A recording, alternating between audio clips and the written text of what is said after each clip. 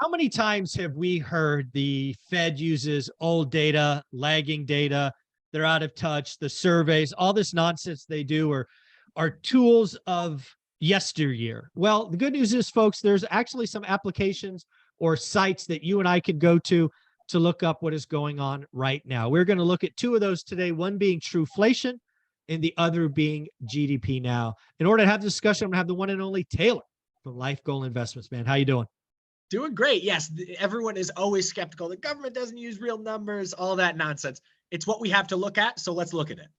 Exactly. And again, they've been doing it for a long time. It doesn't make it right or wrong. It just makes it a long time. Right. And when And you it, have and it data does that make it does make you able to look at apples to apples comparisons too. you can trend it, right? For me, it's not so much the numbers, the trend, it's the velocity, it's inflection points, all of those things. And you get that when you study this for 22 years. When you're in it for 22 weeks, it really doesn't make sense to you at all. But I thought I would do is bring up a couple of sites that are relatively new.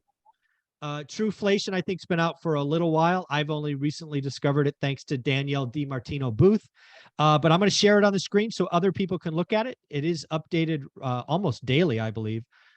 So let's share the screen. And Taylor, can you see that? I can see it. Yep, you got it right there. Yeah, so basically, again, TruFlation is a site. Just go to truflation.com. You see it there in my web browser. It does it for the US and I believe the UK. Let me make sure it does. I think it does. I looked at it this morning. It does on my phone anyway. So the UK is in there somewhere. The UK is looking pretty bad at 13.99. But yes, the US here at 3.04. And I would call that trend lower. Wouldn't you, Taylor?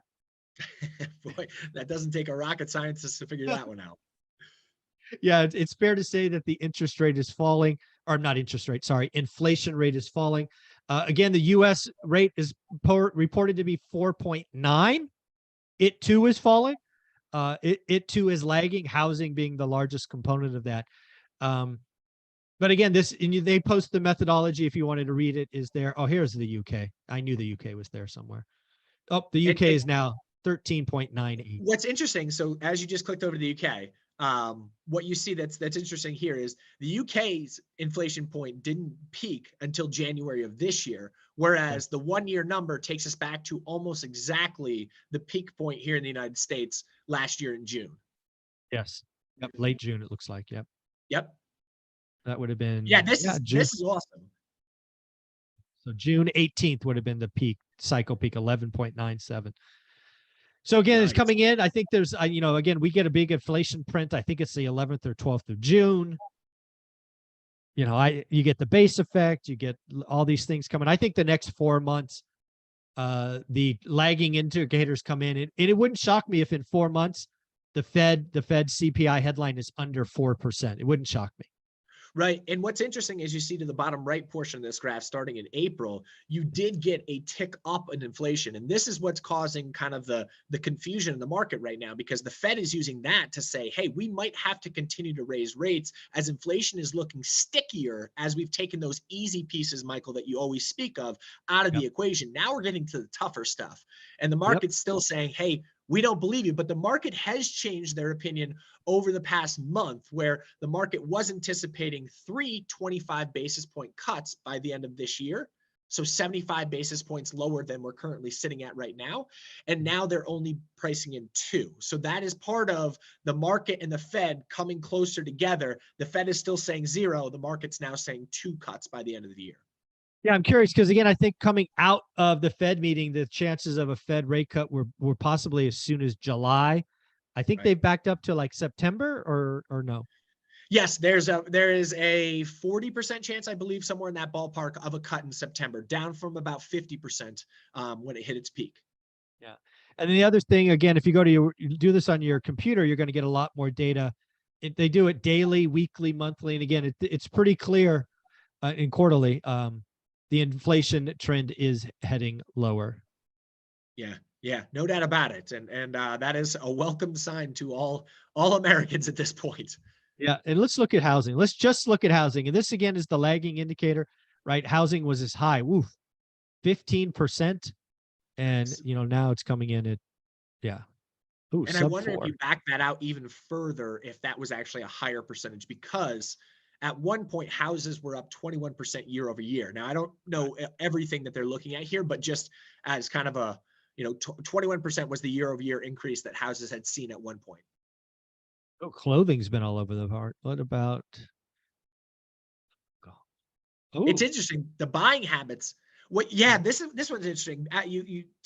Take out that weird spike in alcohol and tobacco, and what you realize is that alcohol and tobacco, now this is inflation, but the demand for alcohol and tobacco really doesn't change, no, it barring doesn't change the much. environment of the economy. Win or lose, people are going to booze, I guess, is the takeaway there. Exactly, exactly. Transportation, and then of course food and beverage. So again, folks, if you want to take out a look at inflation, I would, you can obviously look at what the government does, but I would recommend adding TruFlation.com is one of your bookmarks.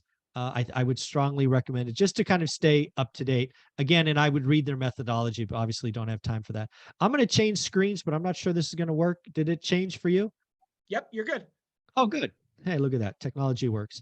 So the other site I would go to is I referred to it as GDP Now. It's actually the atlantafed.org. And what they're doing is trying to take a real-time look, or at least a weekly look at GDP. Is it growing or shrinking? It has been historically far more accurate. And then the last reading was of last week, the 17th. You can still see coming in at 2.9%. And you can obviously see kind of the consensus versus what Atlanta Fed is doing. And again, this is updated at least weekly with what's going on. And what's important to recognize about this site specifically is that this is all quantitatively driven. This is no one's opinion or Oh, forecast data, as to what's data, going to play data. out. Yeah. They put the data in, and the data represents an algorithmic number that gets spit out on the other end as to where they expect the next GDP print to come in. And this gets updated anytime a meaningful statistic comes out on the economy. So it's relatively volatile. I will say that. So last quarter, it was really high, like it is this quarter, 2.9. I think, as you can see here, most analysts think it's going to be significantly lower than that. And that was the case last quarter as well, until right before the actual print came. And within the last week, the number came down from above 2%. I think it was even above 2.5% to right on the screws at 1.1, right prior to the actual announcement of GDP for Q1. So this will be things like retail sales, right? Big economic data that they slam in, put in the data. PMI, okay, how are the manufacturers doing? They look at Services.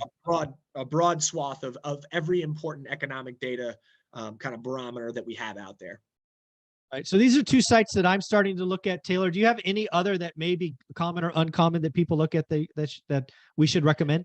Yeah, so just another one on inflation. Cleveland Fed, and I think it's something now that they call it as well. I just have it bookmarked, but the Cleveland Fed also projects out inflation. So not GDP, but inflation, what inflation will come at during the next print. So it's an interesting way to see, again, just data-driven, algorithmically based on numbers, not based on anyone's opinion, where inflation is going in the future. Yeah, very cool. Again, folks, there's lots of data out there. Again, we could wait for the monthly or government statistics, which again, I look at because I have 22 years of history. Again, I look for inflection points, rate of change. But if you want to look at for more recent data, you have GDP Now and TruFlation, and I will give a look to Cleveland Fed. Taylor, where can people find you? And again, I love it when you do your rants on Instagram. Thanks so much, Michael. Yeah, follow us on Instagram and on TikTok at Life Goal Investments. Thank you, buddy. I appreciate you. Thank you.